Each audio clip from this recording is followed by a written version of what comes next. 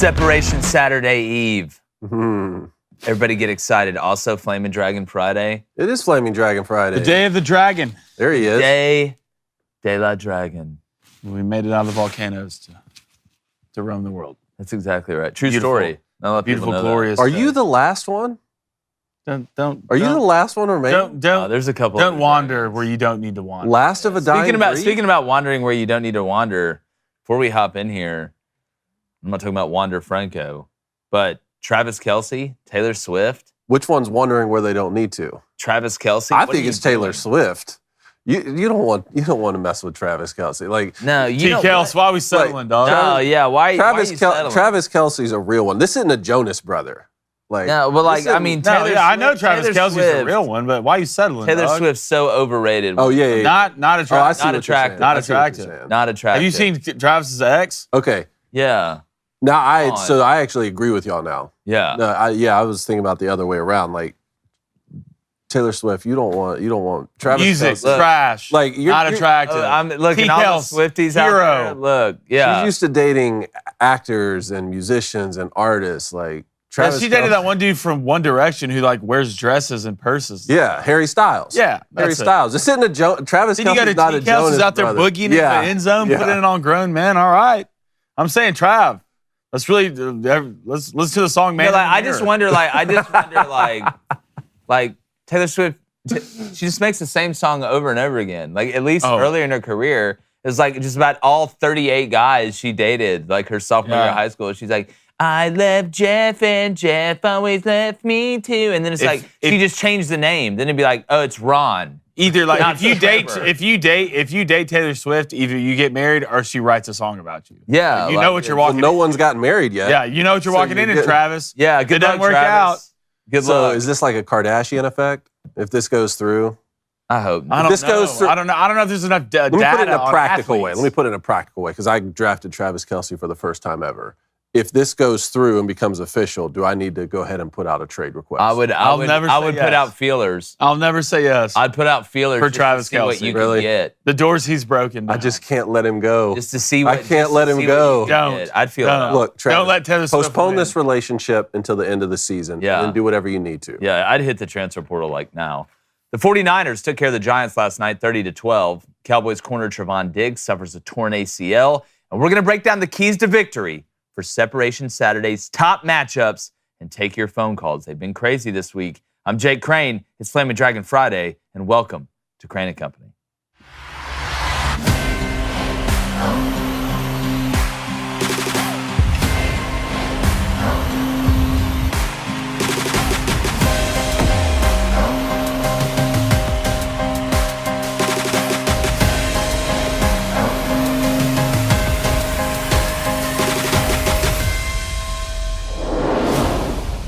Notre Dame versus Ohio State. The biggest game on what is going to be a wild slate on Separation Saturday. And I'm taking the Irish to win this one for a couple reasons. But there are a few that rise to the top. The first is this isn't your grandfather's, hey, they're big up front, but slow at the skill positions and in the back end Notre Dame defense we've seen in the past. Now, while the Buckeyes have a Lambo, a Bugatti, and a Ferrari on the outside, the Irish have some cats running around in the back end too. And while Notre Dame isn't slow in the secondary, as I mentioned, I do expect them to mix coverages and try and keep everything in front. Look, Kyle McCord is still inexperienced. And just like almost every quarterback ever of all time, he's going to get greedy at some point. And that leads to turnovers. So don't be shocked if Notre Dame plays some umbrella coverage and forces a couple balls down the field by McCord that get picked off, because I don't know if he has the patience to nickel and dime Notre Dame all the way down the field consistently. Now, on the opposite side, Sam Hartman has more experience than an AARP member, and he'll check down Ohio State to death if he has to, because after all, you never go broke making a profit.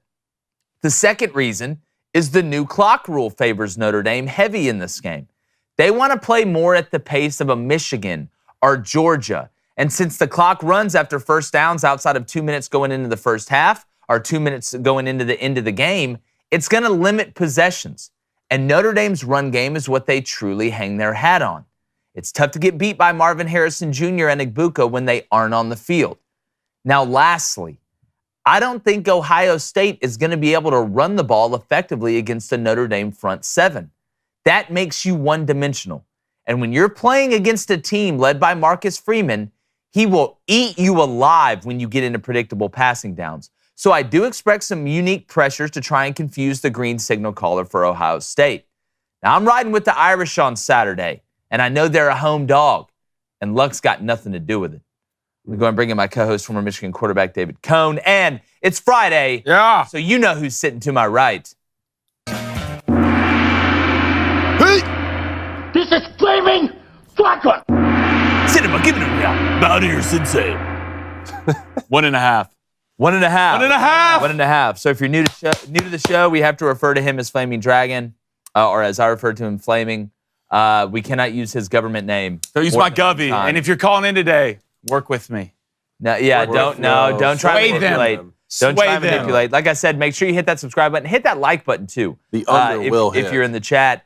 We got call-ins. We're taking those at 7:15 a.m. Central. That's 8:15 a.m. Eastern. And if you're in Australia, I have no idea what time that is. But Down under time. down under. Ohio State, Notre Dame. I listed some points that I think are going to rise to the top when it comes down to determining the game. I truly believe this is going to be ugly, low scoring. So? I think this is going to be a game where a team loses it, the other team doesn't win it. And I think Notre Dame is just going to wait them out. Because, Cone, you played the position, okay? And I'm not saying that you were greedy, but you played quarterback, so you were greedy.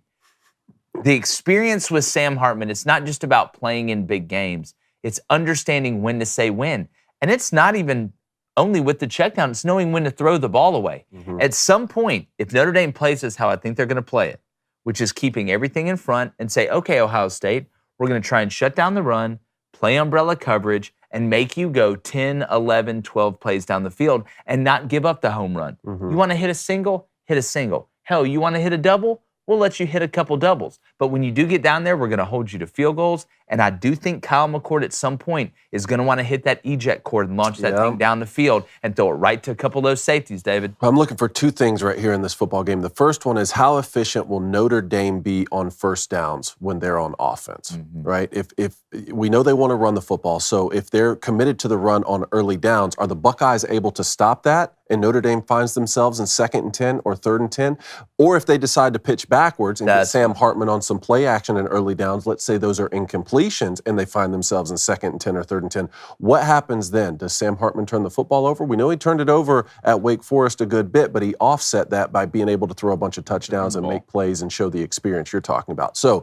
if Notre Dame consistently finds themselves in 2nd and 10 and 3rd and 8, how does that dictate the game and does that work in the Buckeyes' favor? And then my second point for OSU was exactly what you're talking about. Can Kyle McCord consistently take what the defense gives him all the way down the field throughout the entire game? Now, the question is, well, what will the defense give him? Because he's going to get multiple looks. I think Notre Dame's first priority on defense is to give him a bunch of looks that can confuse a young quarterback. So, yes, you'll see some umbrella coverage, even rush 3, drop 8 maybe at times, possibly even on early downs just to say, hey, on this one, let's just keep Marvin Harrison Jr. in front of us. But you're not going to do that the whole game because there are times where defenses want to be greedy too. Let's go get after a young freshman quarterback. And if he hits a big touchdown over the top against cover 1 or cover 0 to Marvin Harrison or Igbuka, then, we'll just take that because we think we can get home on him. Notre Dame's going to give him multiple looks. He's going to have to identify those pre-snap and post-snap. And can he take whatever the defense gives him when he's getting the looks, including running the football, checking into run plays if he's getting too high safety looks when he should run. Yeah, and Flaming last year, Notre Dame mixed coverages a lot on him, and that was with C.J. Stroud. Yeah. And look, nobody's saying Kyle McCord's a bad player or that Ohio State's a bad team. I just think this Notre Dame team, the weakness, and I know it's kind of the keys to victory of this game, but the weakness I do think for Notre Dame is at the skill positions offensively. So if you're Ohio State on defense, obviously you want to take away the run first because that's what they want to do. And Estime's had some fumble problems, but the tight ends really came on against NC State for Notre Dame. If they're going to run a lot of play action and pitch backwards on first down like David's talking about, I think you're going to see a lot of work to the tight ends and the seam to try and take advantage of that matchup because I like Greathouse and some of the guys they got on the outside, but they're young. So how aggressive, if you're Notre Dame's OC, are you going to be against this Ohio State defense, knowing the plan going into the game with Marcus Freeman and that defensive coaching staff is going to be pretty daggum good? I mean, I would be somewhat aggressive. I feel like the game will kind of dictate how aggressive you need to be.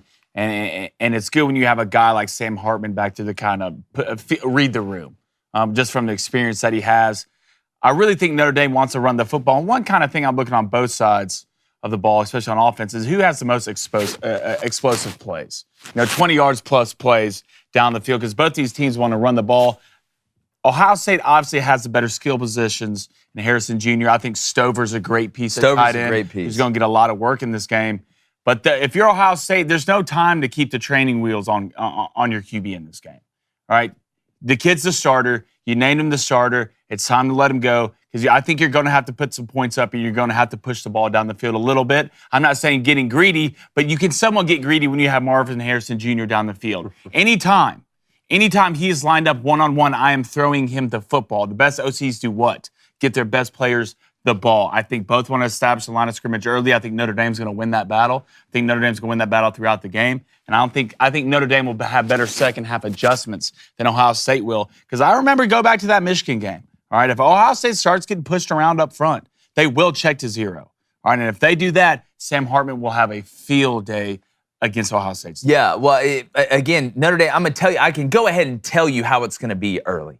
No, I don't think you're going to get man coverage with Marvin Harrison. I don't think so either. What Notre Dame's going to try and do is say, okay, can we play too high, shade Marvin Harrison Jr. and Igbuka on one side? Stover's going to be your matchup in the middle that you're worried about. But can we stop the run with two high safeties? If they can do that, they're going to be able to operate in a space that says, all right, if Marvin Harrison Jr. is going to beat us, it's going to be comebacks. It's going to be slants. It's going to be hitches. Time after time. Not one big shot. That's exactly right. Don't bail them out. To me, that's the biggest key in this game. And in most games, it's like this when you have guys that are electric on the outside. Can you stop the run without having to bury the safety's face in it? That's what it comes down to. If you're Ohio State, you need to move Marvin Harrison as much as you can in this game. Oh, yeah, they're going to motion. They're going to motion him to help Kyle McCord figure out what coverage. Oh, 100%. You want to. That's why you look at guys in the NFL. 80% of why you motion is to see if they're in zone or man. That's why you do it. So it's going to be a fascinating chess match. It always comes down to the trenches. Always comes down to be able to, if you can run the ball, then you can pass the ball. Who can have balance on offense? But I'm glad you said that about the trenches, because I do think the Buckeyes are going to be able to run the football a little bit. I mean, I think that they're taking a lot of this to heart about, our running game hasn't been good enough so far this year. And I mean, we know how good their running backs are, but that's only half the equation in the run game. Someone has to block for them. I think they're going to come out and try and commit to the run game as much as possible. And then, I love what you said about the comebacks. Like, make Kyle McCord hit 5 comebacks down the field and then a back shoulder throw to Marvin Harrison Jr. for a touchdown rather than one over the top. My question, and I agree with you that they're not going to play man coverage against him a lot. Do they play it at all? That's my question. Do they play it at all to go pressure? Well, that's the question. Because, again, every D coordinator, if I can get there before and I don't have to rob Peter to pay Paul to manufacture pressure, that's fine. Because Kyle McCord can run a little bit. I mean, he's not like he's Stephen Hawking out there. But if it's 3rd and 8, and Ohio State says, that's fine, we'll just run stick routes with Marvin Harrison if you want to play off of him. Do you eventually say, okay, we'll play off man, or we'll play press bail, and we'll bring the funk at you? To me, if I'm Notre Dame, I'm showing pressure, bringing pressure, showing pressure, bluffing pressure. Sure. And just like I talked about Auburn against A&M, I'm going to show a lot of similar looks pre-snap and give you something different almost every time, because I want to know defensively, what protection are you checking to when we give you this look? Because after the first 2 drives, I'm going to figure out what Kyle McCord protection-wise wants to check into. Which way you sliding? Are you sliding? Are you man protecting? How are you doing this? So when we go back to the sideline and say, when we line up in this pre-snap look on defense, this is how we can attack them. And how many times are they going to show press on the outside and bail with help over the top if they bail out of some pressure? Yep. To me, it's showing a lot of similar looks pre-snap and giving you a different item on the menu almost every time. And people don't know how hard that is, man. It's so hard. You're just convinced at the quarterback position that you've got one-on-one coverage, man coverage on the outside with your star receiver, and you want to throw that whole shot, and that safety ends up spinning late, and then takes that away. That's how interceptions get thrown. What kind of bringing pressures will open the gate for these athletes to get the ball in open field and make plays. That's the question. So, It's a double double-edged swords. Yeah. Well, no, that's what we saw against Michigan because they didn't think Michigan had the athletes because historically they've been able to do that. And that's what happened in the second half of that game. It's going to be interesting. All right, we're going to get to the Booster Club. Make sure you hit that subscribe button. Real quick, though, I don't care if you're running man. I don't care if you're running zone. I don't care if you're bringing pressure or not. I'm going to tell you what always works out.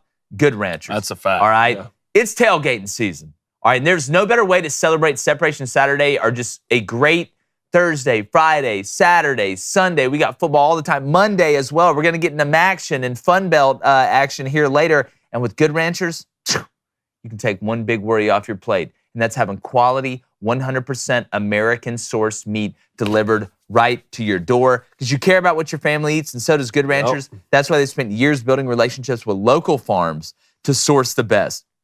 Like we said, this isn't coming over here from Austria, okay? You're getting this from Austria, Tennessee, you're getting this is American sourced. I've been there. And right now, they're offering 2 years of free ground beef to anyone that subscribes. All right, 2 years of free ground beef. All right, that's a $480 value. That's incredible. Okay, so go to goodranchers.com today and use our code BOOSTER, BOOSTER, for $25 off and free ground beef for 2 years. Remember, subscribe to any box to lock in your price on America's best meat for 2 whole years as well. That's goodranchers.com and use our code BOOSTER, BOOSTER, for over $500 in savings. Subscribe to Good Ranchers, American meat delivered. Going to have some of that this week. I'm having it tonight. Reed, the wife, is going to absolutely whip it up. Yeah. I'm just so jacked and tan about it. But also, all right, we got some great merch. We're going to put the link for Crane & Company merchandise in the chat. Maybe instead of donating today, you go buy a shirt or buy something in there. We'd really appreciate it. We got some great ideas. We want to restock that thing, and we're capitalists. So you buy it out, you try it out, then we reload it, and you get some more. We got some really good ideas. All right, Booster Club. Go to Savvy GG, says Notre Dame has depth all over the field. People are just overlooking them all because Sam does a great job spreading the ball around early this season. Yeah, they do have depth, but you still have young depth or young talent on the outside that hasn't played in a game this big yet. That's where I think Sam Hartman and this old offensive line helps you out even more. They can keep those young guys calm. And again, I think it's going to be more methodical with Notre Dame in this game. That's why I'm telling you, I like the under. I like it a lot. We'll get to that in Locks, Leans, and Dogs. So a $5 donation from Alan Drake. Appreciate it, Alan. He says, if the Buff beats the Ducks this weekend, the entire CNC crew has to wear baseball caps and shades. Hey, look, I'll do fine. It wouldn't even take a win, honestly. Like, there's a way that Colorado could go in and lose to Oregon, and that be more impressive than any of their wins. No, you go in without and a lose doubt. by 7, lose by 4. That's going to send a loud. Like this is a different flavor ice cream you're going into play this weekend, and I don't care what Greg Jennings attempts to say. I don't know if you saw that I posted on Twitter yesterday. I did see that. There are no good defenses in the Pac-12 anymore. Yeah, See, let me listen. That's if an you old don't school watch narrative. college football, though, if you don't watch college football, then don't talk about Yeah. it. Then at least say like we prepare for this show by trying to watch as much as possible. But if there is something that I do not feel like I can Rosetta Stone my way through and explain down to a T, I'm not going to come on here and pretend. You know what I'm saying? Like Greg Jennings obviously not watched I'm college confused. football. What happened? Oh God, You it's didn't see this yesterday? No. Oh, he was talking about why is Colorado a 21-point underdog on the road? Nobody plays defense in the Pac-12. Oregon doesn't have a good defense. They've played better defenses, like TCU's and Nebraska's. Dog, what are you talking about? Which is a narrative that, like, 4 years ago. yeah, maybe like, could dude, have you applied. again, watched. if you don't watch it, then tell them. Say, hey, listen, guys, I'm not comfortable talking about college football. I haven't watched it. And look, Greg Jennings is an NFL guy, and that's okay. I'm not saying Greg Jennings is a bad person or an idiot, but you did look like a fool yesterday. You look like a fool. And look, Colorado may go, and it may be closer than what people think. But that doesn't take away from the fact that you said the Pac-12 doesn't have any good defenses? Yeah. What? Utah's in the chat. Yeah, Oregon State's in the chat. Oregon's in the chat. Like Maybe he just watches USC play. I don't know. I just think I feel like some people find any reason why to try to put Colorado ahead of what they should be. listen, I think you're right. I think you're right in that, but also I don't think he watches college football. No, I don't think so either. All right, let's go to Mockingbird with a $20 donation. Appreciate it, Mockingbird. Says Wegman threw 13 straight ducks against a very bad Auburn team last year.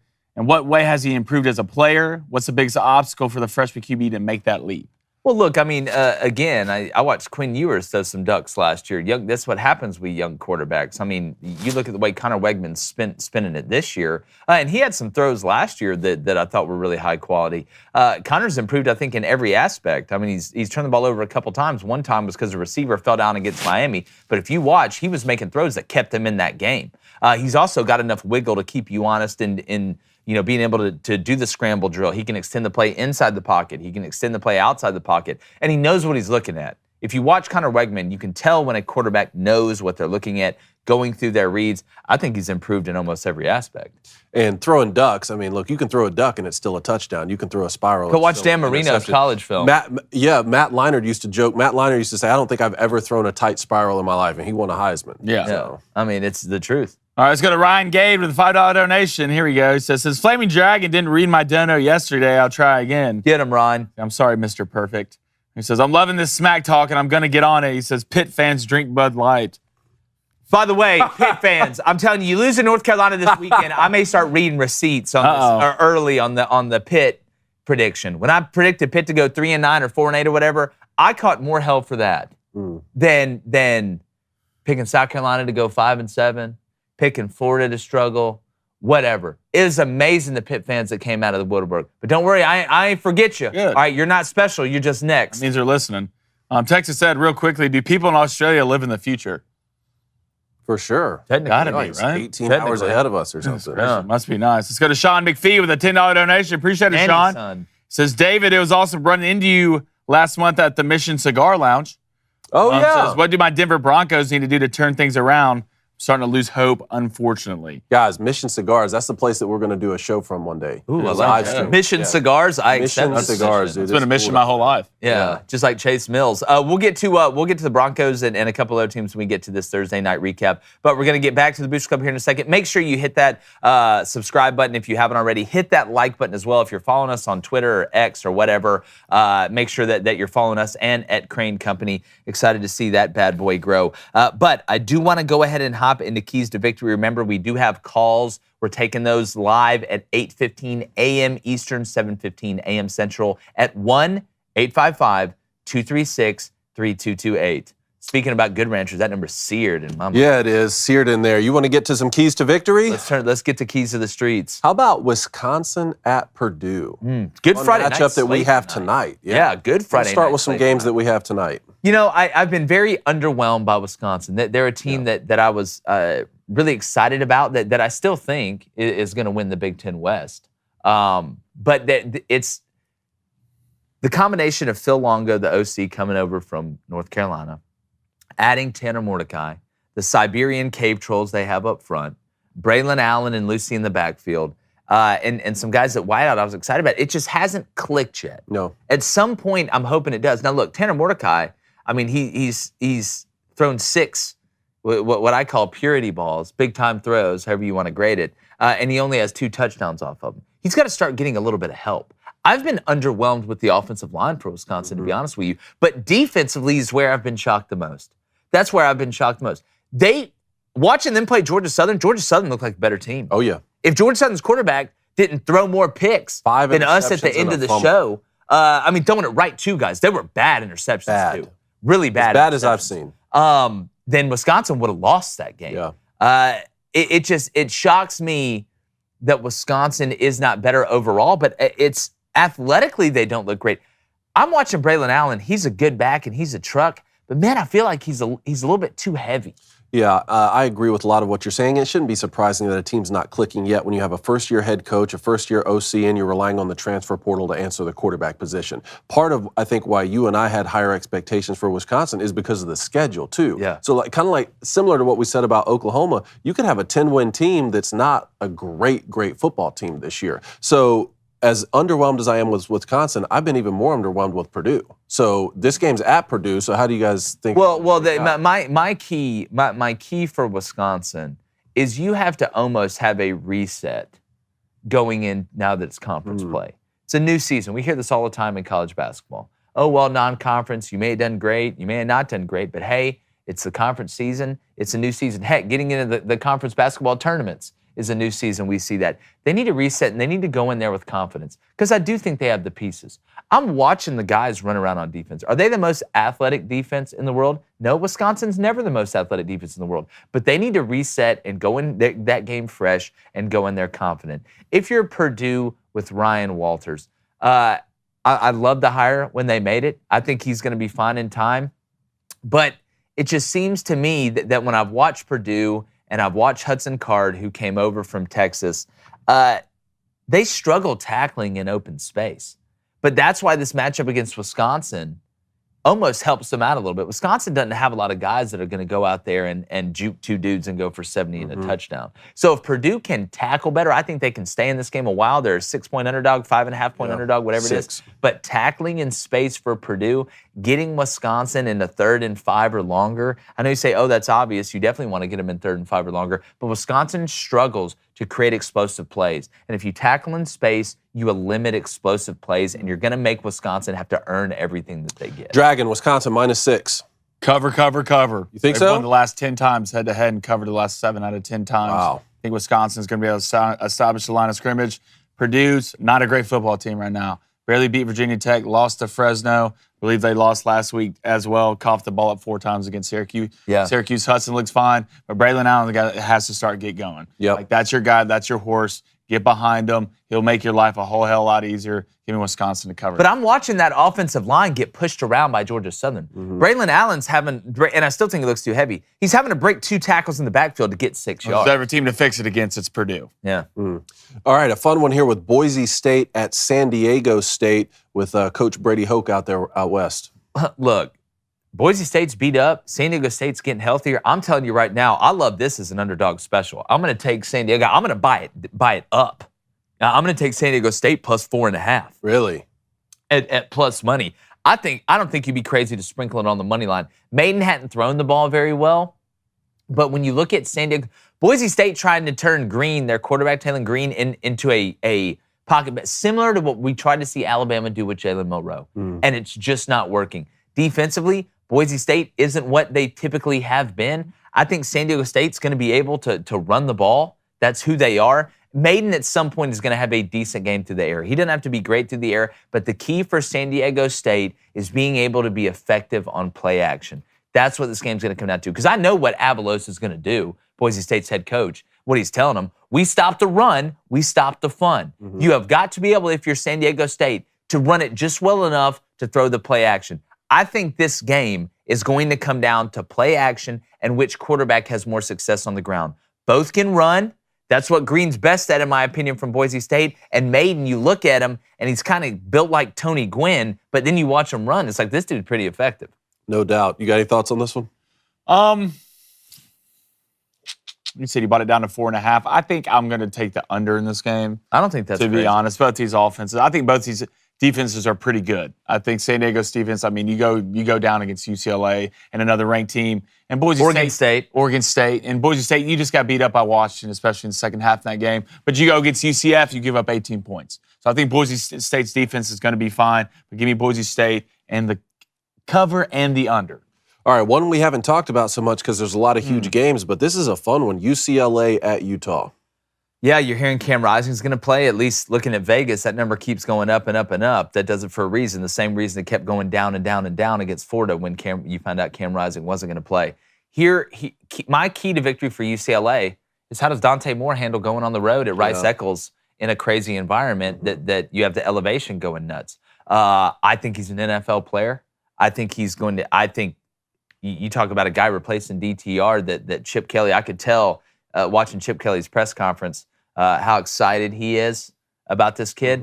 But taking a young guy on the road at a place like Utah where the Dark Knight may be coming back against a Utah defense that will knock your teeth through the back of your throat every chance they get. We saw it against Florida, even though Florida was able to do some things with Graham Mertz. I like this Utah defense, and Brant Keithy, when's he coming back as well? The key for UCLA, how does the young guy handle the heat? We'll find out. Some guys rise to it when they're young. It takes other guys longer. But then if you're Utah, a lot of it is if Cam Rising is coming back, you cannot get over emotional. Yes. That's just like you worry about guys, hey, you need to make sure you get up for this game against Louisiana Monroe. On the opposite end of that, guys can get over emotional and go in there and you're so hype you can't operate. I've seen that a ton. So I think a lot of this, I'm going to take the emotional angle in this game. We know what these teams are going to do schematically. There's no secret about what they want to do. It's who can handle the emotion better. One with a young guy going into his first big moment on the road, and another with an old guy coming back to try and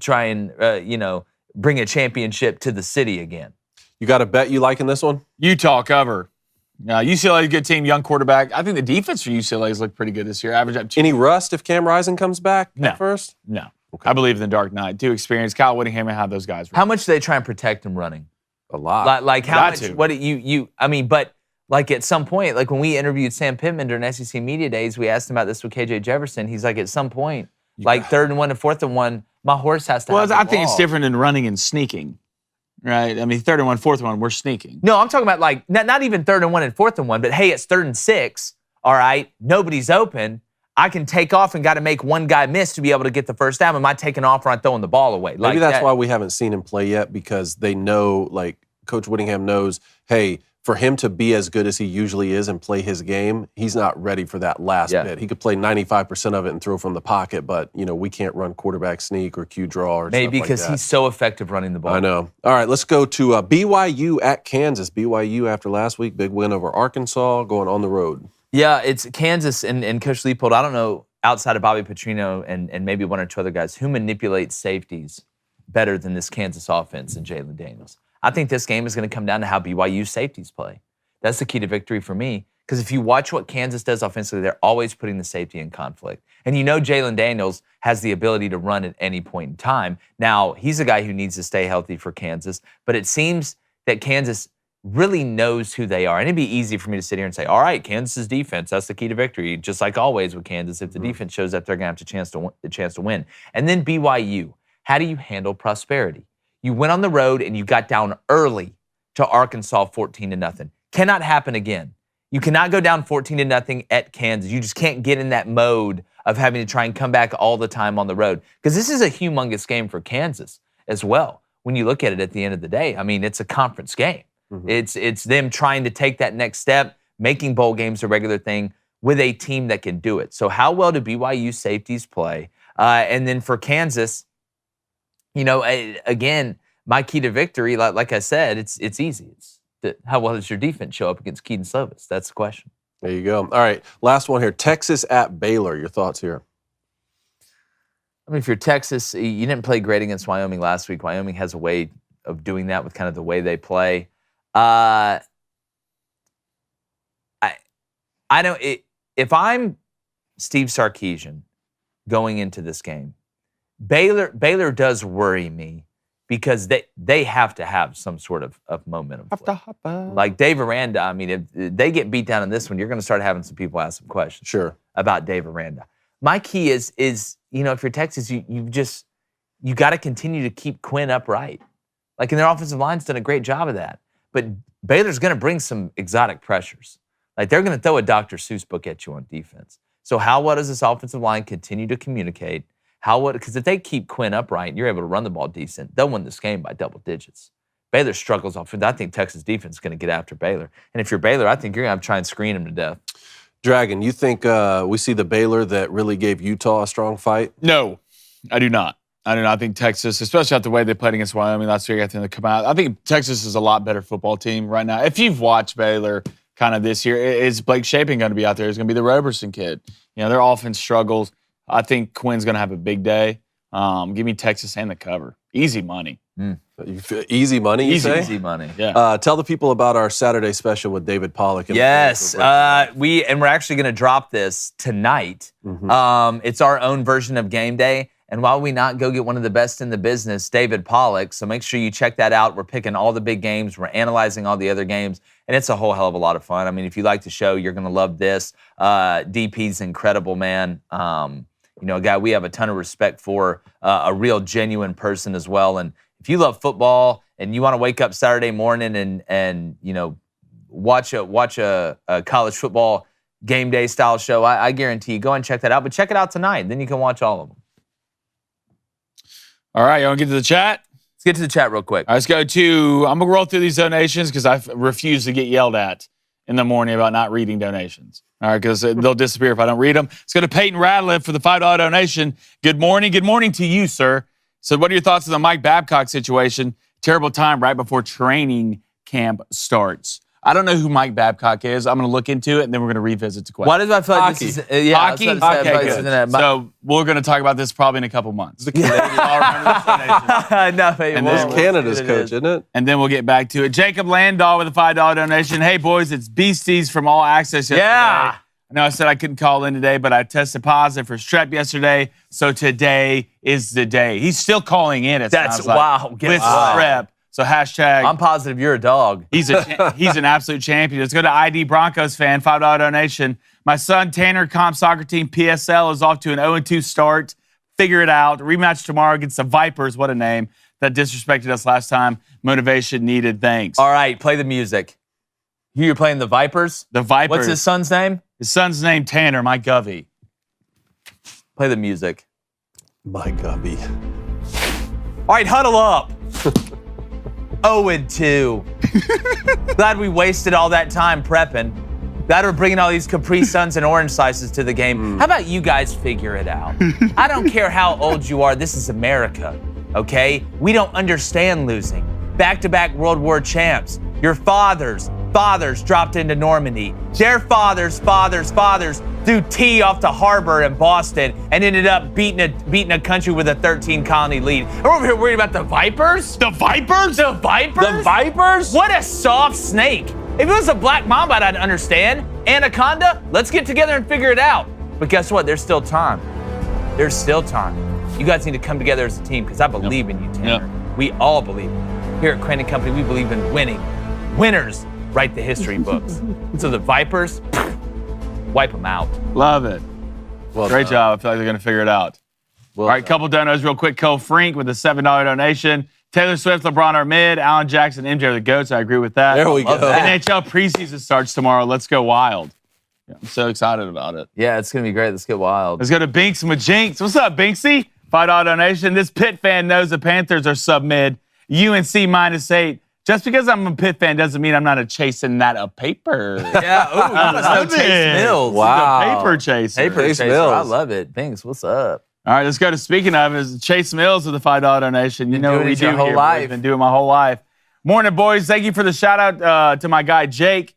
Do you think the SMU can pull off a win in the Iron Skillet this weekend? Man, I don't know. TCU seems like they're kind of Coming on a little bit, right? Coming on a little bit.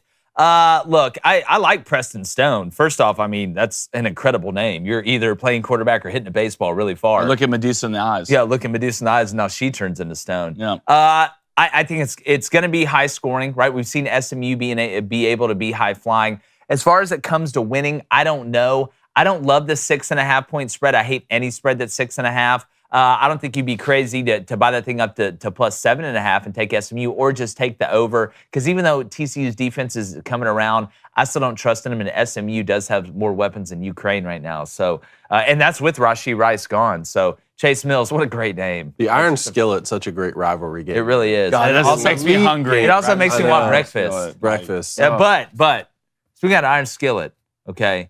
And it may not be great with breakfast, but you know what is great with dinner? Glass of wine. Right? Look, I'm going to be honest with y'all. I didn't drink wine until I met Reed. Now I'm a connoisseur. Are you? I've been over to different continents and countries. I've been to the Medoc. Spy. All right? I'm not a spy. Spy with I've been to the areas of France and tasted the different wines from Yeah, the you vineyards. have. And I tell you what, it's fantastic.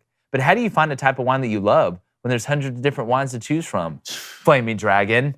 How do you know? Well, guess what? We just became members of First Leaf. All right, I just got the first box sent to our house. Yep. A subscription service to your favorite wines. They match award-winning bottles to your taste. And like for us, for me and Reed, we get wines that are just right for us in every shipment. It's wine exploration without the guesswork, which makes it the best work. All right, so because when you're choosing wine, you take a personalized quiz that asks you which wines you're familiar with. I did this. Do you like sweet? Do you like bitter? Reds or whites? You can find the best one for you. And they make it really easy. It gets delivered on your schedule, right to your door. You choose when your shipment comes, and you're never stressing about missing a delivery. And every selection is backed by First Leaf's 100% satisfaction guarantee. It's the best way to order wine. Yep. Yeah, it is. Okay, we know some of y'all drink wine out there, right? Maybe not every day, or maybe that's not the only thing you drink, but I'm telling you, We have used this. It is sitting in my house, okay, with my animals right now. So give your palate what it really wants with First Leaf. Go try firstleaf.com/booster. That's firstleaf.com/booster to sign up. And you'll get your first 6 hand-curated bottles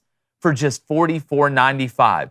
That's TryFirstLeaf.com. Try First Leaf/booster. Try First Leaf/booster. I'm telling you, you won't whine about this wine selection. Love it. All right, Thursday Night Football recap. Sponsor. Yeah, 49ers took care of the Giants. I mean, that's all right. There it is. Thursday Night Football recap. Hey, that cover was a good. Yes. There we go, baby. Yes. You almost hit that. I tell you what. Tell them about the bet you had. You almost hit it, man. Scripted. All right, I had one bet $50 to win a smooth 500 bones. All right.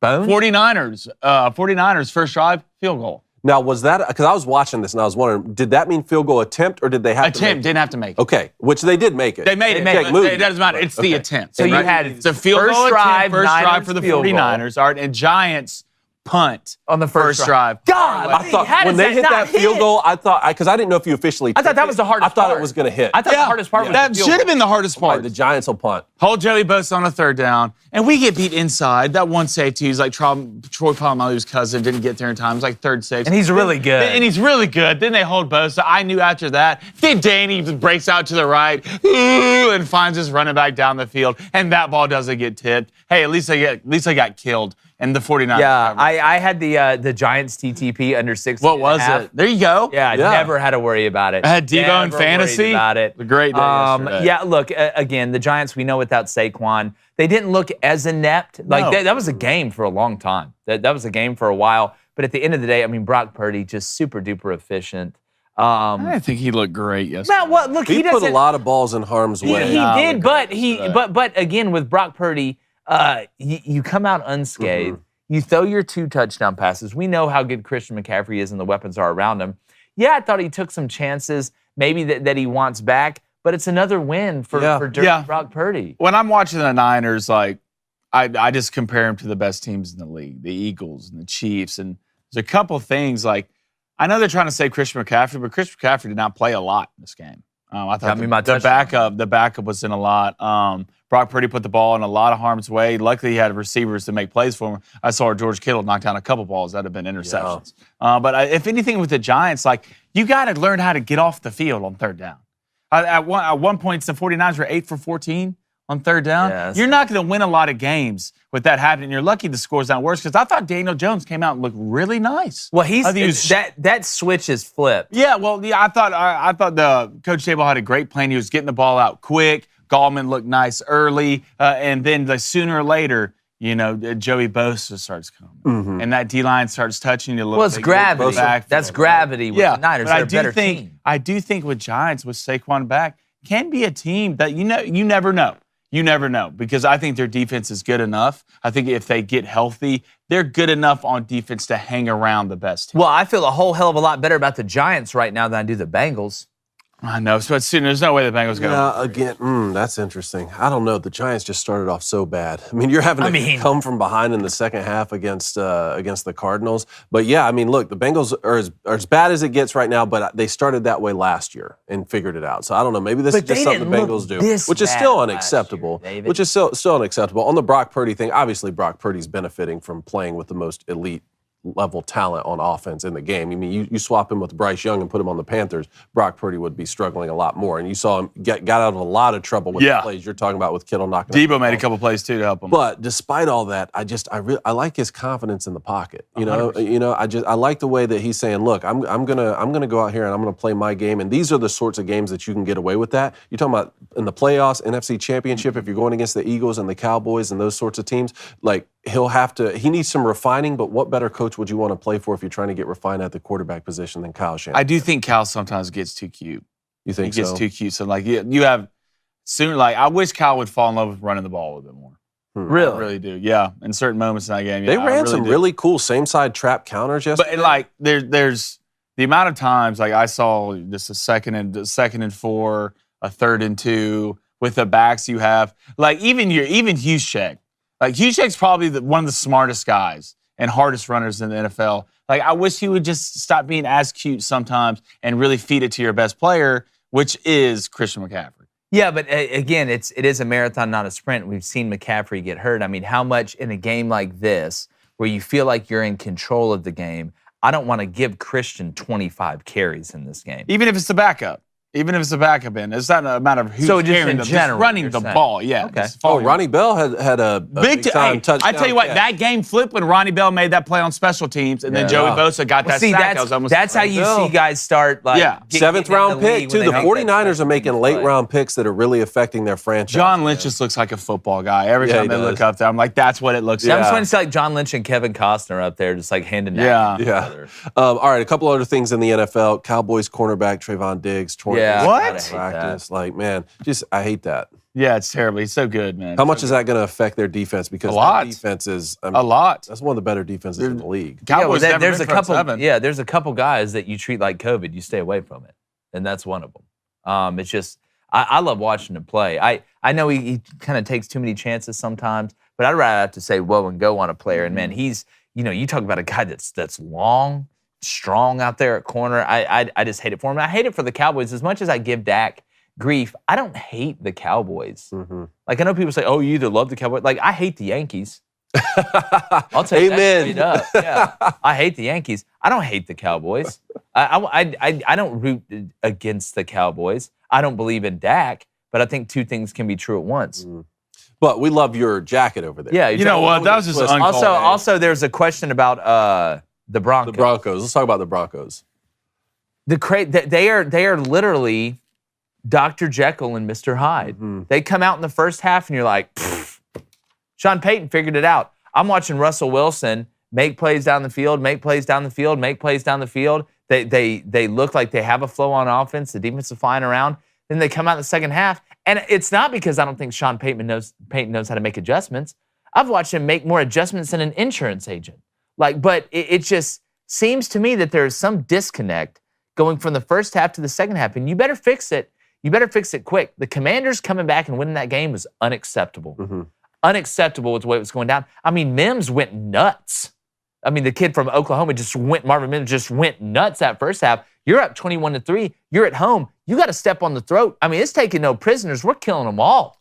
It does look like now that Russell Wilson is past his prime with the game of football, which, look, all of us are getting nothing but older. I did think that last year would be an anomaly for him. I said, this is not the Russell Wilson that, I've fallen in love with his game and loved watching him play. I still think last year was an anomaly, but that doesn't mean that he's going to ever return to that elite level of play that he had with the Seahawks. The good thing you have to feel if you're a Broncos fan is that Sean Payton is the right guy at the top, and he's not going to have a lot of patience for poor performance, especially from the quarterback. It's true, and I'm with you. I do think he's past his prime, but half the time he's playing good. He did play good. Okay, I see what you're saying. Right now, he has a 69% completion percentage. Mm-hmm. He's on 5 touchdowns and 1 pick. And that's what I'm saying. And it's not about the numbers. It's about the eye test when I watch him play. Does it not look like when you watch him play these last few weeks, man, Russell does look older? Well, to me, it's like he's I say this as a guy who's always loved watching him play. Like the fumble he had last week when he got hit. You never see old Russell. When old Russell Wilson used to fumble, it's because he was getting ready to throw the ball gets knocked out of his hand. But I want to see the splits with Russell Wilson in the first half compared to Russell Wilson in the second half.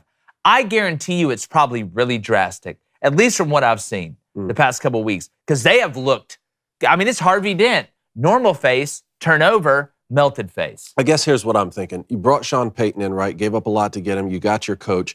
I guess I'm thinking a little bit more beyond just this year. Sean Payton's trying to put something special together over the next few years. It hasn't started well this year. Obviously, you're going to ride with Russell Wilson this season and probably even next season. With the way the contract is playing out. But do you see him as being the starting quarterback for Sean Payton's Broncos team 3 years from now when they're really trying to go on a run for the Super Bowl? Can I make a prediction here? Mm-hmm. I already feel like Kirk Cousins is going to end up at the Jets. You know who I think ends up going to the Broncos? Kyler Murray. Really? You think that fit what Sean Payton wants to do? Yeah. You're talking about having zero patience at the quarterback position. I think he's a fixer. He's like the woman that wants to get the guy she can fix. That is a bold take. That's a bold take. Kyler Murray. At that point, I think you just stick with Russell. Kyler Murray. 3 years from now, we don't. I don't think Russell looks terrible. If anything, the Broncos, I'm more worried about your defense at this point. I don't think Russell looks terrible either. That's what I was. But we're used to. We hold Russell to a high standard. I hold him to a high standard. Yeah. He was one of the best players we had seen, like when he was really on top. All right, remember, we got calls, 1-855-236-3228. Those are open. The lines should be open right now. I know some of you guys are waiting. But speaking about melted face and then clean face, if you want clean face, all right, our friends over at Genucel, they've got you covered. All right, it's skincare for men and women. All three of us use it. I'm telling you guys, for sunspots, brown spots, discoloration, red inflamed patches. I mean, if you're walking around looking like a Dalmatian, it can all disappear, all right, right in front of your very eyes and very quickly. And you'll see results on day one or your money back. That's the Genucel guarantee. Take advantage of it. I'm telling you, David, you use it. Yes. I use it. Twice a day. Flaming Dragon uses it. I almost said it. But you didn't. But I didn't. Because you're tapped in. That's exactly right. Stay there. I'm in the Matrix right Read the ad read. But go to genucel.com/booster, GENUCEL.com/booster, and start looking years, even decades younger tomorrow. And maybe your Achilles won't get messed up like Flaming Dragons. And say goodbye to darkened liver spots, bags, and puffiness under the eyes. Crow's feet at genucel.com/booster. That's GENUCEL.com/booster. Great present for the wife, too. I'm telling you. I ran here. Easy, breezy, beautiful. It's not the cover ladies girl, in your better. life. That's exactly right. All right, locks, leans, and dogs. Let's Say do what it. you Hey, your boy's hot. Your boy's hot on the locks. I'm 5-1. Call what me are you Goldie. feeling this I think I am too. Call me Goldie over here. Here's what I got.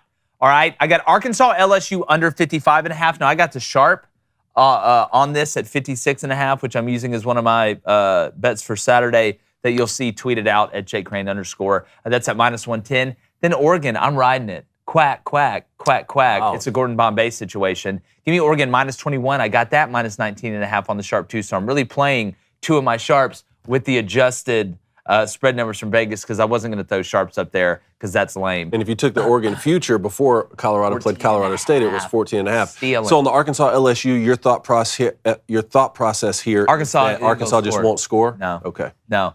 I got for my leans, Wyoming -3, highest elevated field in college football. App State, I don't trust App State against the run. I know Peasley for Wyoming's been beat up, but Craig Bowl at home, when he's a touchdown or less favorite, they play a lot better than when they're a double-digit favorite. That's kind of weird. That's at -110. Then Arizona. To me, you're playing the Little Giants out at Stanford. We talked with Cole Kubelik about how they had nothing but just children in costumes running around. So give me the Wildcats -12.5. That's at -110. Then my two dogs.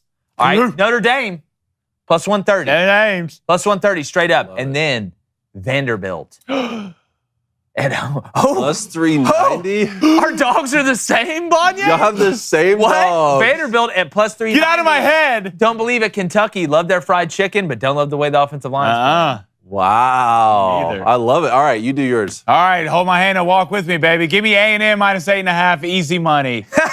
Easy money. I don't want to see a Walk single tweet from you the dog. if Auburn wins this game. Emotional hedge. The dog. baby. Emotional hedge. All right, then give me Oklahoma -13.5. Oklahoma's a covering machine this year, and I just think they're a lot better than Cincinnati. I know this game is on the road, but I think this game might be over at halftime. That's going off at -115. A&M's going off at a -105. And then let's go to where we're leaning. I'm leaning Florida State -2.5. That's going off at -105. Jordan Travis, Witch, Johnny Wilson, Tree, Mike Norvell, Mr. Tumnus. We don't know. Kind of looks like it. Let's be honest. Put some horns and some hoofs on him. Mr. Tumnus, is that the thing from Narnia, the half goat He'll man? show you the wardrobe. All right? Give me my dog. Notre Dame and the Fighting Lou Host is showing off a +130, everybody. See you later, Stinky. All right? Then give me Vanderbilt. Let's go, baby. boy. Expectations. Devin Leary is not scary anymore, all right? Vandy +390. Let's go. Come on. I didn't Clark realize. Lee, put it on. Wheelchair. Go to it. Oh Where's my the guy with the beams? Quit shooting everybody. Why is I Storm did always not pissed off? realize I was going to have to come in with that much energy for my pick. Come Let's on! give it a try. Let's lock in Utah, UCLA under 52.5. Look, let's see if Cam Rising actually decides to play football for Utah. And if he does, maybe a little rust at the beginning. Maybe they take care of him, not too much in the run game. Someone's I gotta like protect Utah in the this city. game. But hey, get after that freshman quarterback at UCLA. UCLA. I like the under 52.5. The odds are -110. Kansas State -4 with the odds at -110. Love it. I think the loss at Missouri says more about Missouri than it does about Kansas State. I think this is still a very good football team. You're hosting a UCF team that is not going to have John Rice Plumlee. I mean, I'm a big John Rice Plumlee fan, and if he were playing in this game, even though this is at Kansas State, I might move this into the lean category. But I'm going to lock in Kansas State. I know, -4. right? Yeah. I know. It's not John McClain. It's Timmy McClain. There you quarterback go. for UCF. All right. Leans. I'm leaning Oklahoma like Blaine. It's like Flaming Dragon. Sorry. Okay, look. Hey, you're good. Hey, we're good. Hey. We're That's right at Sacrifice your family. No, that's one. All right, Oklahoma -14 That's and a half. not. That doesn't count. Oh my Stop. God. Stay out of my That's ear. like North- Oklahoma That's like -14 and a North half. I'm leaning Oklahoma. I will get these skinnies out if it kills you. Say what you Oklahoma need to say. -14 and a half. Odds -110. Oh, you went up a point. Well, you Okay. took them. Yeah, you got them at 13 and a half. Let it ride, just like last night with the 49ers. Let it ride. I didn't buy. That's just At Cincinnati, and then Florida State -2. It wasn't -2. I think it went up this morning. Is that Yeah, what you it's got it at? 2.5, -2.5. Either way, as long as we're under the touchdown, I feel good about it. But I'm really excited about this matchup at Clemson. And then the Dogs. We all have Notre Dame. That's plus 130. Notre Dame, boys. Look, I just at home. We talked about it at nauseum this week. If you're going to make a dog pick, look at Notre Dame plus 130, and then Washington State. Yeah. Why not? Washington Why State not? against Why Oregon not State us? plus 136. Cameron Ward playing quarterback. Look, I was a little late to the train, Jay Boy. You've been big on Washington State all off season, but man, they're good. Cam Ward, man. I mean, that dude, we talk about a witch. If he was born in Salem, they'd have burned his ass up on the stake real quick. All right. So there we go. Locks, leans, and dogs. See how it goes this weekend, fellas. See if we can stay hot. Let's get to the chat before we get to calls. Let's go to Chad Smith, $5 donation. Oh, you read his donation? The man with the today, most huh? normal name ever. He says, yo, tell Cohen I'm real worried about Okie State. He says, also, did you see USC coach Mao Zedong ban that journalist? Yes, I know he lifted it, but still, boomer. Yeah, did you see Chip when they Kelly- asked Chip Kelly? Chip They're Kelly like, said- what do you think about USC banning that one journalist? He goes, you can do that? That was hilarious. Dude, Chip Kelly just seems like, I'd love to go have a beer with Chip Kelly seems awesome. Yeah, look, I'm so sick of this Lincoln Riley thing. Didn't he say somebody like broke in his house and then the cops were like, no, nobody broke in your house? I'm just like, come on, Lincoln. How about y'all tackle somebody? All right, tackle somebody first. Okay, not just somebody that's running in your front yard. Just tackle somebody on defense. All right, let's go to Charles Dossett with a $10 donation. Morning Booster Club. Thank you, Charles, for the donation. It says, Jake, let's make the bet official in the Colorado cover the spread. You are sporting a Colorado jersey next week. If they win, you're traveling to Colorado to watch the USC game. I mean, that sounds awesome. Like, Yeah. Is that On your supposed to be like a dime? punishment? yeah, don't Hold threaten me on. with a On good your time. dime? Yeah. Yeah, like Charles is paying. Charles, on your dime. Yeah. No, look, are we talking the 21-point spread? Or are we talking the 19.5 I got it at? Because from a money standpoint, the kid got it at 19.5. So, we can ride or die, bad boys for life. But we'll see, C-Doss. All right, let's go to Spy Guy 024, $20 donation. Good to see you back in here, Spy Guy. Been a minute. Morning, boys. I know I haven't been here in a few months, but I was wondering, what baseball player did you hate just because he seemed to be better when he played against your team as a Twins player? I hated Didi Gregorius. Ryan Zimmerman. Mike Piazza. Ryan Zimmerman against the Braves would just murder us, dude. Just murder us. I couldn't stand that guy. I was like, you're not good enough to be this good against the Braves. Every Braves fan knows exactly what I'm talking about, too. Exactly what I'm talking about. All right. You ready to get to calls? Let's get some calls on Come the in, line. reach me if you want to teach me, if you want to come. That was not even close. You guys also did say blonde. That's How many times is she going to say this? yeah. That counts. That doesn't. I feel like, how does that not count? You guys just keep making stuff What do you up. mean? I have to say, is his government name Blanye? Is his name Blanye? Somewhat. Have you ever called him Blanye in your life? See, yes, she has.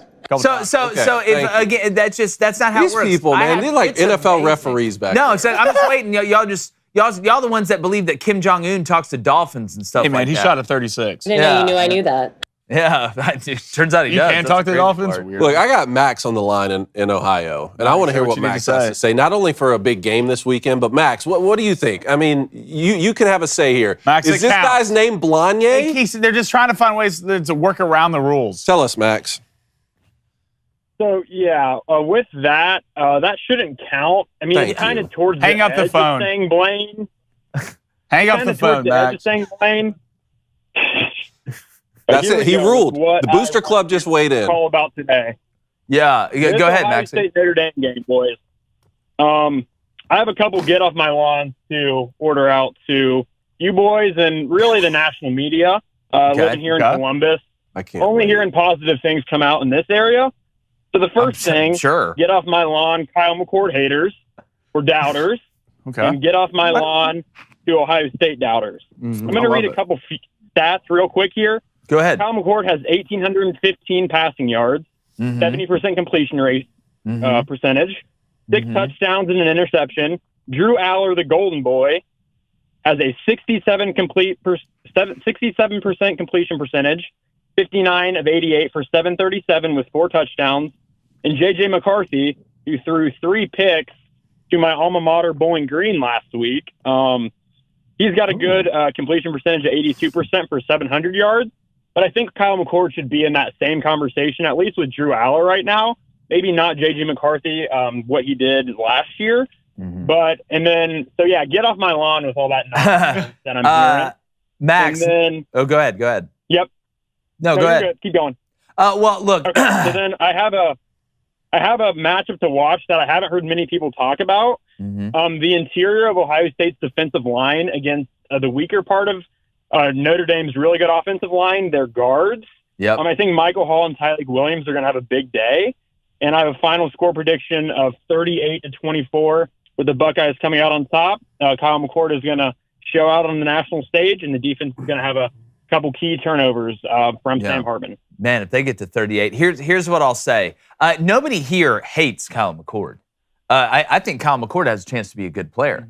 I don't think he is to the level, and he shouldn't be right now, of what Ohio State has had recently. We're still finding out about Kyle McCord. The story's still being written. I don't want to sit here and try and tell the final chapter when I just got done with the prologue. So we're going to find out more about Kyle McCord this week. And let's look at who they played.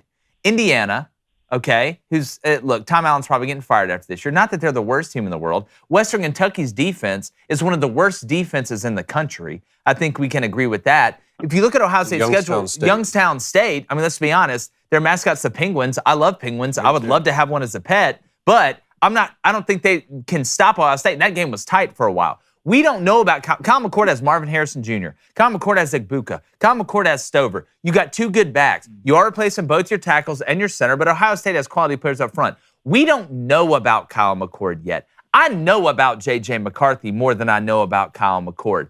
Drew Aller, I think we can put him in that same category. I think you're exactly right on that. I think Drew's going to be a phenomenal player down the road, but I've harped on Penn State not being able to hit explosive plays, and that's a big problem for Drew Aller, too. I think their receivers have to step up as well, but he doesn't have Marvin Harrison Jr. He doesn't have Igbuka. Kyle McCord's out here riding around in Dubai with a golden Corvette. So we'll find out about Kyle McCord very quickly. But, Max, there's no reason for you not to be confident. I mean, hell, Ohio State really doesn't ever lose, so I get it. And I get that there's a lot of positivity coming out in Columbus. There's a lot of positivity coming out in Auburn this week going to play Texas A&M. But I don't feel great about that one either, brother. So I get it. You may end up being right, 38-24. That's a lot more high scoring than I have it. Could for sure end up being right. But, Max, you certainly have to understand why there's so much excitement coming out of Notre Dame right now, right? I mean, the last few seasons, what I said yesterday is the last couple seasons, the Buckeyes would just out-athlete Notre Dame, and this would just be a cool game because of the brand matchups, right? And maybe that's what happened Saturday, and maybe your score prediction will be right. But now Notre Dame seems to have similar athletes running around the field and has an established quarterback when they get to face the Buckeyes, who are finally starting a freshman. So, yeah, I mean, I'm not as interested in hearing about completion percentages and yardages with the offensive talent that y'all have playing against Youngstown State. And I said the same thing when people used to write me in about J.J. McCarthy having an 80% completion percentage early in the season last year. I'm like, I don't care. Go on the road in Columbus and win the game. Yeah. And he did. So this is the type of moment Kyle McCord needs if he wants to be a household name. Max, I do want to say this, man. That's a great matchup you're talking about, the interior Ohio State's defensive line versus the interior Notre Dame's offensive line. You obviously did your homework. You're winning the water cooler, my friend, and we appreciate it. Yeah, of course. And I definitely do think with the Drew Aller, Kyle McCord thing that they are a lot more comparable than J.J. McCarthy. And then the last thing that I just do want to say is that I think with the athletes, I do think Notre Dame has a lot better athletes than they do in the past. I still think Ohio State's a little bit above that. I agree. Yeah, I agree. I agree. I have seen Sam Hartman make some big mistakes in these games, and I think a couple is going to just cost him in this game. So that's why I have that. Yeah. You're right on all those points, touchdown and throw in Audric Estime will put the ball on the turf he will. too. I mean, if the Buckeyes can make Sam Hartman throw an interception and maybe get a fumble or two from Audric Estime, this thing could run away quickly. For sure. And Notre Dame's not built to catch back up. That's not how they're built. But Max, thanks so much, man. Call in again next week. Appreciate it, man. Yeah, all right, of let's course, go to Caleb in Augusta, Georgia. What's up, Caleb? Beautiful. How you doing, boys? What's up, dog? man? Not much. I just want to say, get this off my chest first. MJ's the GOAT. LeBron's mid. Just got Yes. Way to come in high, Caleb. Caleb, I love when you sound come like- in. I love when you come in and say the right Caleb, things. I don't think you want to walk down that path today. Yeah, you do, Caleb. I You think sound you like wanna someone walk down who that eats at Sconyer's Barbecue in Augusta, Georgia. To me. Yeah. That's what you sound like. Enjoy Sconyers. Absolutely. That sounds great. So my at the beginning of the year, my top 4 teams was to go to the playoff was Georgia, Michigan, Texas, and Penn State. And I'm pretty confident still in that. But my question is, after 3 weeks, are y'all still pretty high on y'all's top 4 teams to go to the playoffs? And if not, which team is the least confident? We can put Florida State in there. Man, I say I had Georgia, Michigan, Texas, and LSU. I know LSU lost to Florida State, but if LSU runs the table the rest of the way and wins the SEC, the question now becomes to me, if Georgia runs the table in the regular season, gets to the conference championship, LSU runs the table the rest of the way and LSU beats Georgia, do 2 one-loss SEC teams get in the SEC? What would have get into the playoff? What would have to happen? The Pac-12 would have to cannibalize itself, which it very well could. I got Ohio State losing multiple games, so I only have one team coming out of the Big Ten, which would obviously be Michigan. Texas coming out of the Big 12. It's going to come down from what I'm seeing right now. I know it's still early, but them in Oklahoma, and they play in the regular season, and then we know what would happen in the conference championship game with the way that the division thing is working over there. But the ACC, if Florida State beats Clemson, I think there's a really good chance Florida State runs the table, and they're the fly in the ointment that gives me 3 out of 4 instead of 4 out of 4. So I would say Florida State right now, that's why this Clemson game is so big, because that's 2 humongous hurdles that they'd have gotten over. All right, so I had Georgia, Michigan. I had Washington and LSU. Washington was the biggest question mark for me before the season. The way they're playing right now, I feel really good about that. Now, obviously, LSU, the same as you with that loss. Yeah. There's no room for error, and you'd have to go and beat whoever comes out of the East in the conference championship game, because I don't think the way the SEC is playing right now that they're going to get a team with 2 losses in there. So, there's just a lot of season to go. Well, I think it comes down to, does any Pac-12 team get through the conference, get through the schedule, unfazed, right? If they do that, then obviously they can do it. And watch for Duke now. Watch for Duke. No, that's what I'm saying. Schedule. I like that. Duke could ruin a lot of things for a lot of people. That's why this game's so huge for Clemson, because if they lose this one, now you have 2. There's no more divisions in the ACC. No. You lose this one, you have 2 conference losses, and you lose the tiebreaker to Florida State and Duke, and you still got to play Miami. And you get Notre Dame at home, and that wouldn't count as a conference loss, but would give you an opportunity for a big win. That's exactly right. And with the Florida State and Clemson, I mean, a lot of people are talking about how Florida State's going to come in there and win really big, because Clemson hasn't really, shown themselves lately. But it's tough to win at Clemson no matter what. And they're bad. They're a cornered, wounded animal right now. Dabo's going to be running down that hill all goofy as hell. But I'm telling you, I think Clemson's going to play well. Dabo will have them ready. You'll see. I may have an interesting pick on this one. Appreciate it, Caleb. Thanks for calling in, man. Thanks, Caleb. buddy. All right, let's go to Noble in Dallas, Texas. What's up, man? Noble. Skyhook. We'll get you out of there. Hey, what's up? Hey. Oh, there he is. What's up? Hey, first time caller, but been a long time listener. Just wanted to go over some A&M Auburn with you boys. Oh, appreciate it, man. Thanks for calling brother. in. Yeah. Well, hey, I'm not really a morning guy, but nothing gets you in the wake up like I hate in the morning. And Hate. I want to call back and respond to my boy Ben in Huntsville from yesterday. So, I love it. First of all, I'd like to make a disclaimer and apologize to Jake and Blaine for the friend of fire, because I really do like Auburn, Aggie first and foremost, but Okay, you're Auburn's safe always here. had my heart for the Nick Marshall days and You're 2013 safe. Iron Bowl, of course. Yeah, you're safe. But I got some words for that man. And some things can't be excused. If you're going to take a shot at a school in Texas, you best not miss, son. First for the of all, head. how are you going to call anyone little brother when you exist in the same state as the University of Alabama? A school dwarfs you to such an extreme level. I'm surprised Auburn fans don't wake up every morning with Napoleon complex. Secondly, this little man is all riled up because as good as a coach and recruiter Hugh Freeze is supposed to be, Ben just butthurt that Alabama high school wide receiver Cam Coleman going to College Station to actually develop into NFL talent and not transfer to another school like Oregon if he was at Auburn. Down, Blaine, Things are down. so bad that a Heisman contender, lifelong fan, and go to the West Coast. Gross.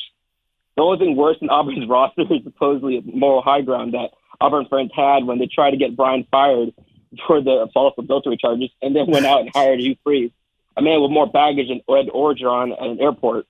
I'm sorry, guys. Didn't mean to pour a bottle of hate on you. On No. I'm sure Hugh Freeze. Hey, well done. Great call. Well done. Flip that dragon's wings. Yeah, Hey, great look, call. look, So Noble, awesome. you got to be able, if you're Yeah. going to dish it, Gotta be able to you take- got to be able to take it. Yeah, but hey, I'll be right quick. Back real quick. Someone give me a phone. I'm gonna call in.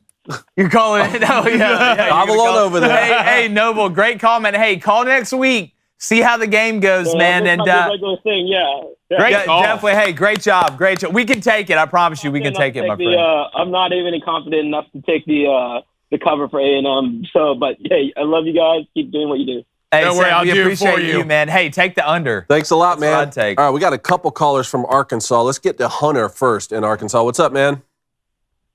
All right. We'll take Bolt here. Woo pig bowl. Or for that LSU fan yesterday, Piggy Bolt. By the way, Piggy Bolt. That was the funniest That like, was pretty insult funny. towards me that I've ever heard in my life. I was smiling like Jake does when he sees French bake ribs. How are you was feeling? laughing. How are you feeling about tomorrow? I'm weirdly nervous, but also not nervous. I'm in a weird space. Here. Is that I like feel a? Is that like So you're a? normal. Yeah. So well, is that like a you've given up hope, so therefore you're not.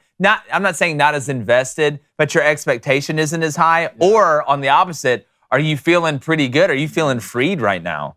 Are you Max? I'm feeling like a little bit of both, mostly because like I really want to see if Rocket just pushes through the pain and plays, because I think that will help us more than anything. Because you look at the BYU game, without Rocket, yeah, our backup running back's pretty decent, but LSU, you gotta have all your starters out there. Yeah. You gotta have Even your if he's a players out there. decoy, even if you're a decoy, having him out there helps. But I want to respond to the LSU fan yesterday. Go ahead. 'Cause he didn't just take a shot at my Razorbacks yesterday. He also took a slight dig At the at Chargers. my Chargers. Yeah. He took like a very slight dig. Like it wasn't mean or anything, but it It's was just a little, unnecessary. little personal. Yeah. A little personal. All right, Hunter, hit us So with it. first off, I was doing some research last night because I was on lunch from overnight shift, so I was looking up some LSU facts here. Death Valley and the LSU Tigers became a thing almost 10 years after Clemson had claimed Death Valley. And Really? I did not know that. So you copied Clemson. Yeah, Clemson called me last night to give me the facts.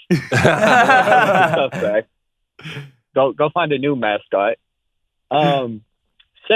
Secondly, I was looking because I was just curious on what NFL Hall of Famers, and because he kept going at our football programs. I'm not going to include all the other sports because Arkansas blows away with it.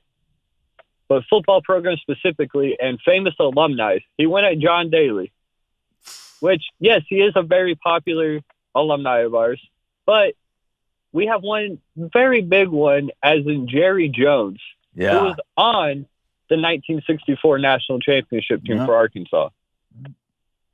Very He true. acted like we didn't win a title. Yes, we had not won a title since like Elvis was alive. And his teammate was Jimmy Johnson, right? Jimmy Johnson. Mm-hmm. Yeah. So I You- mean, Hunter, two no, Hall of Famers that's- right there. Hunter, No, you look. stay strong. Hunter, you stay strong. All right. You call us next week, regardless of what happens, and you get whatever off your chest. Yeah, Hunter, All right? what does that say above me? That You says believe, Rangers. Hunter. That says Rangers right there. You say it says believe. It says Red Sox behind you. No doubt. All right, now I got my outro real quick. All right, real quick.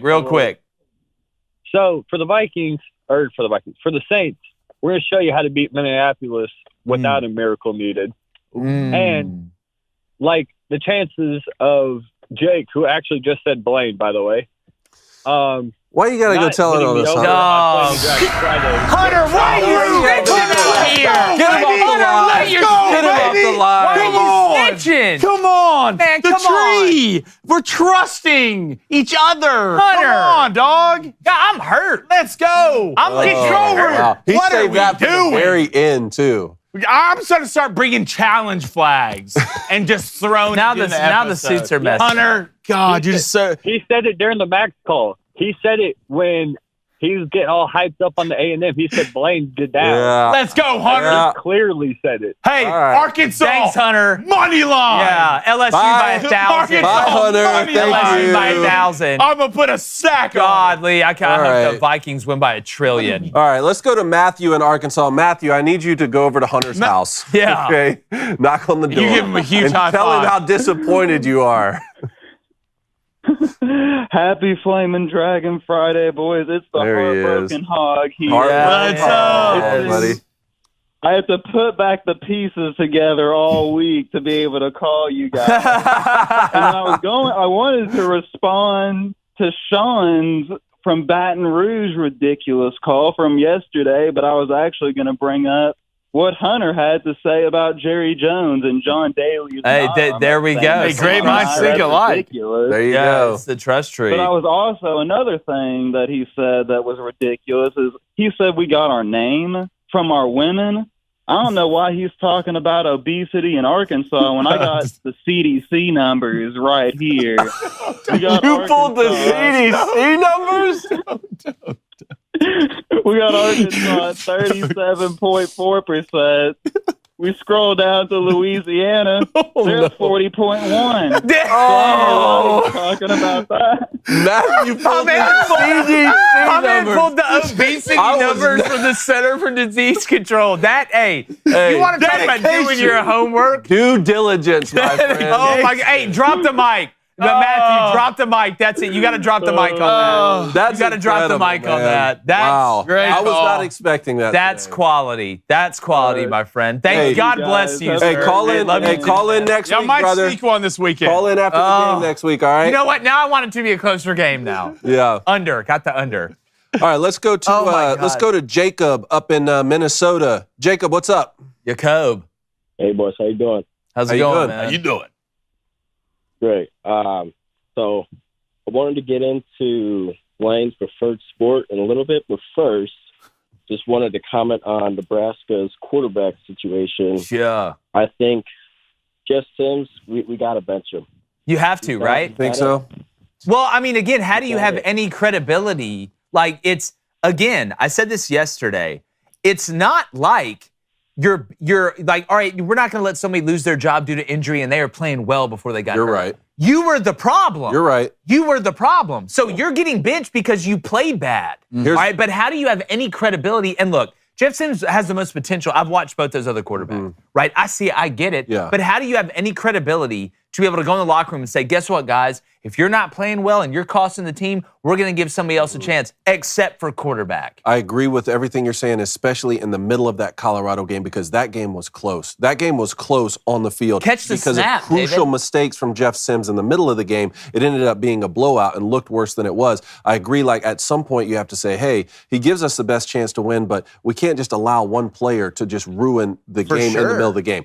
But what I'll say moving forward for the rest of the season is there's a comp here with Alabama, with Jalen Milroe. We've seen what's behind both of these quarterbacks, and we saw Alabama pull the trigger and start a different quarterback, and they barely beat South Florida. You don't want to get in a situation where you're also losing to the teams that you should be beating if you're Nebraska, and you say, man, we got to put Jeff Sims back in, because Alabama's dealing with that same situation. Right? Yeah, but my response to that, and I agree with you, is that I would rather, Nebraska's not winning anything this year. I think we can agree with that. It's year one under Matt Rule, right? You're trying to build culture and credibility within that locker room with the young talent you're bringing in. I would rather build up my credibility and maybe not put the guy with the most potential out there with potential for disaster as well and be able to have that credibility long term than to lose credibility because I want to win 4 games with Jeff Sims. Like that's me though. I get you. Yeah, Jacob, what do you think? Yeah, I totally agree with you. I mean, if you can't, you gotta take them out. Yeah, Take 'em out. it's pretty simple. So I mean, yeah, we kept Colorado to 55 rushing yards, and I think NIU to like 40-some rushing yards. So Minnesota, go back to It's not like we're Minnesota. out here asking you to be phenomenal. Tony White's done such a great yeah. job with that defense. Just be above average, and you win a lot of games. Yeah, I was actually because I live in Minnesota, unfortunately. Ooh, So tough. I was at the Minnesota-Nebraska game, and it was fantastic to see it. Unfortunately, walking out, getting heckled and stuff. But, you just got to look back. Like, our defense did pretty damn good. Yeah. Our offense just wasn't there. That's exactly right. That's exactly right. You got Appreciate it, Jacob. Thank you, Jacob. Great call. Hey, Jacob, appreciate it, buddy. You got another thing real quick? Yeah, so Good. first of all, Hey, Jacob, can you hear us? God, I hope Minnesota's not getting. physical. So to get Flamin' Dragon a electric recliner, that Yeah, way he gets the least amount of possibility to break another bone. that's exactly right. Can I put a V8 in the electric Hey, recliner? we just need to give him a bubble suit. Thanks for calling in, Jacob. Hey, Jacob, Great thanks for call, calling man. in next week, buddy. All right, Good luck. talk this to you week. next week. All right, let's go to Bowden Hammer in Atlanta quickly here. Hey, Awesome. Bowden Hammer, you got 60 seconds here. What's going on, man? Gone in 60 seconds. Hey guys, hey Jake. I've been talking to you a lot lately about Alabama football, and Yeah. I just wanted to call in and say, man, I get the hate, but I don't know. I think there's more to this Jalen Moreau situation. Because why would you bench him and then say I want to see him how he's going to be a cheerleader on the sideline? I feel like there's a lot more to that. Yeah, But- I do agree with the him not having to take split first team reps at practice thing. My problem is with saying that the other players aren't giving any effort because, one, nobody must have told the defense that was flying around taking people's head off. And number two, football's not a game where you go out there and lollygag because you're pissed somebody isn't playing, because that's how you get your throat punched. No, I totally agree. Yeah. No, there's something there. There's something there, not just the turnovers. I agree with that.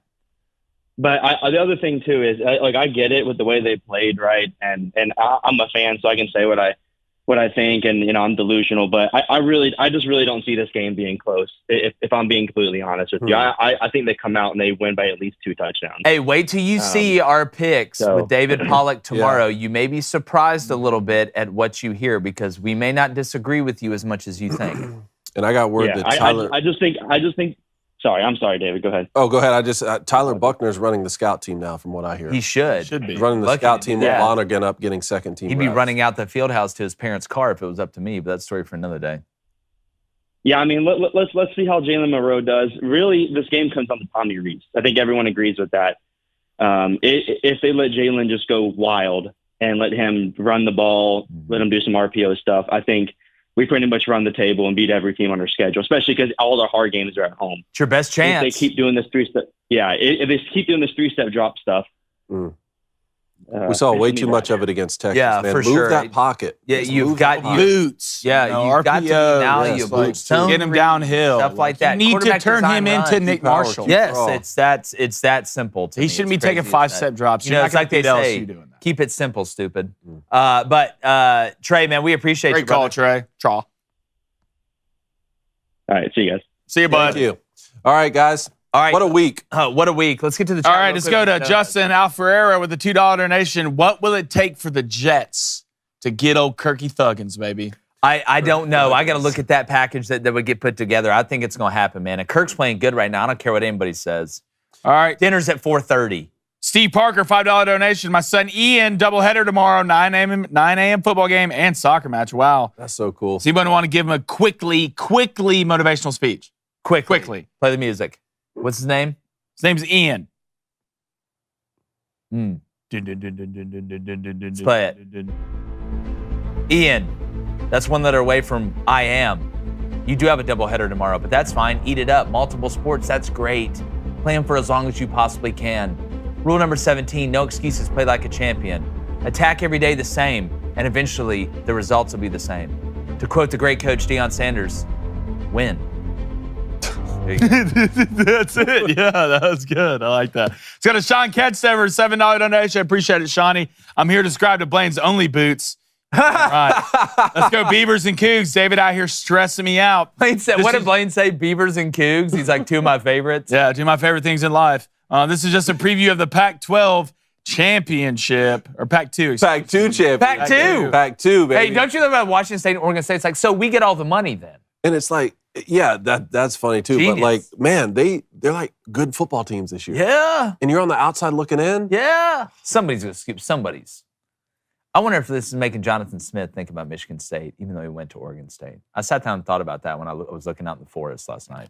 Like, I'm genuinely excited to watch Oregon State and Washington Me too. State play to see how this game shapes That's out. exactly right. Let's go to Charles Dossett, $5 donation. Charles, thank you. He says, I will buy tickets for all three of you, but you got to cover travel. How about no? You got to buy tickets for all three. You're a dragon. We can just fly on your back. Yeah. It's a Game of That's Thrones free? situation. You think that's free? First class. That's economy? First class. Gas, grass, or no one rides for free, right? No, hell no. You get off my damn lawn. Cole Freak, $2 Finish the donation. rest of it. Flaming Dragon, let's go. Hit the over, baby. Cole, scream it from a mountain. Boo. Feels so good. Voltar, $2 donation. Had funny Sam Howell story. Guess I'll call next week. You do call next week. Voltar, call next week. Felt a little attitude in that donation. No, Josh, fine. All right, $2 donation from D's White Nuts Production.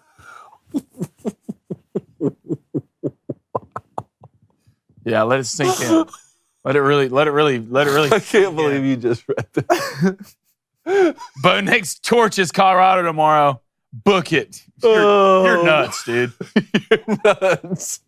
He's talking about acorns. That's what he's talking about. All right, I'm going to get to bets. Oh, man. Before Blankets is canceled. All right. Yesterday, Giants under TTP. Giants. You already know what time it is. So I'm going back to it. Love this bet tonight. Got a great slate of college football. Give me Air Force playing against San Jose State, one of the worst run defenses in the country. TTP. You know me. Over 19.5. That's minus 120. And then, God, just something about San Diego State. I'm Tobey Maguiring right now. No way. The spidey senses are just They tingling. killed your grandpa, dude. This is my uncle, idiot. Oh, so I'm going to take San Diego State. Plus 4.5. All right, it's at 6.5. That's at plus money at plus 110. 28 and 21 on the year.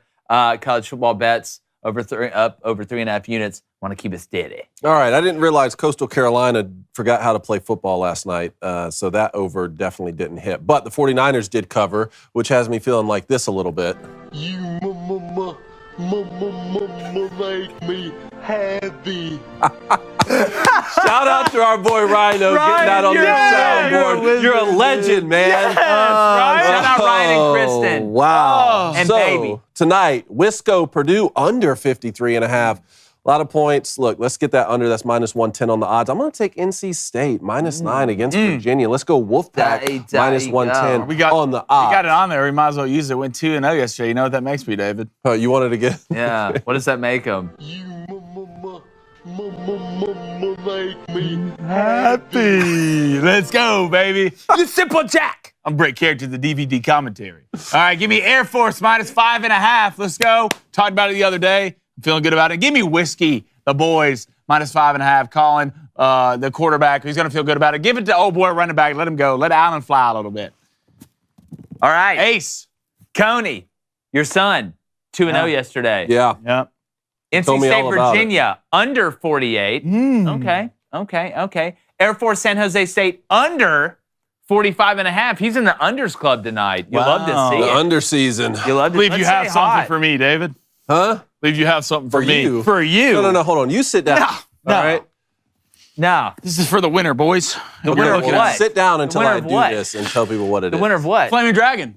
The over-under. Yeah, you What do get a- think we you get a established before graphic. the show? No, Don't no. You get a graphic. bail out That's of a this. year award. That's Anyway. a year award. Everyone knows that last month, Dana White invited us to Vegas for Power Yes. Slap 4, had the time of our lives, and now his team, our boys over there, Frank and Christian, have sent us a present.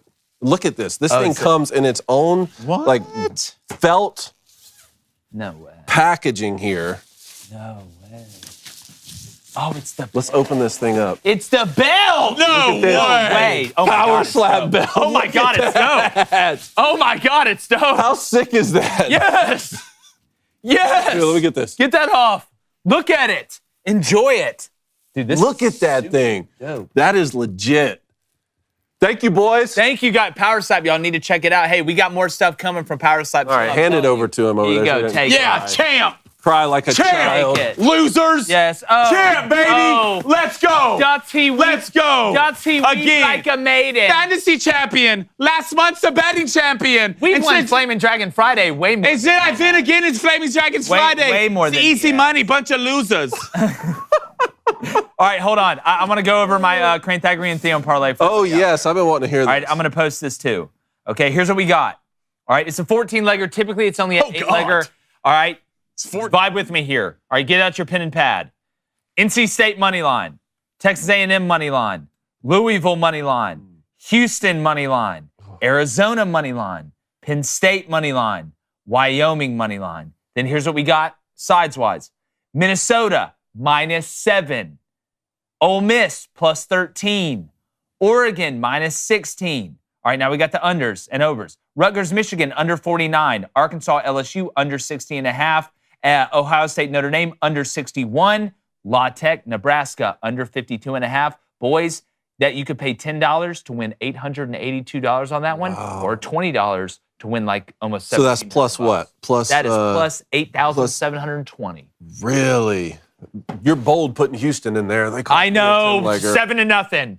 7-0. All right, let's get to the poll and let's wrap this thing up. Donuts real quick. Jacob Landau, $5 donation. Didn't come through on the call, but I said that chest is too physical for Flaming Dragon. You're damn right. Way too physical. It All right, is. let's get It's to the mentally poll. physical. Who's more likely to get upset in their game, not emotionally? Ohio State, Alabama, or Florida State? Oh, that's a good one. Thank you. Buckeyes, Alabama, Florida State. I'm going Ohio State. I'm going Ohio State. I said, no. Here's what they did. They said Bama, 39%. Oh, yeah, it's a three-way. That's right. Yeah. All right, I'll go Buckeyes, 44%. Florida State, 17%. Okay, it's a lot. Ohio State, 41%.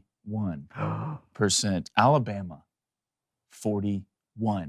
Whoa! I That know. was tight. Wait, there it is. Vote Buckeyes. Vote Buckeyes. Ohio State, 42%. There we go. Oh, that's the that was after time. Cross the finish line. We appreciate you guys. Make sure you subscribe. Hit that like button if you haven't still in the chat. Keep sharing the show. We really appreciate you guys. Power Slap. Shout out to it. Enjoy your football watching. David Pollock.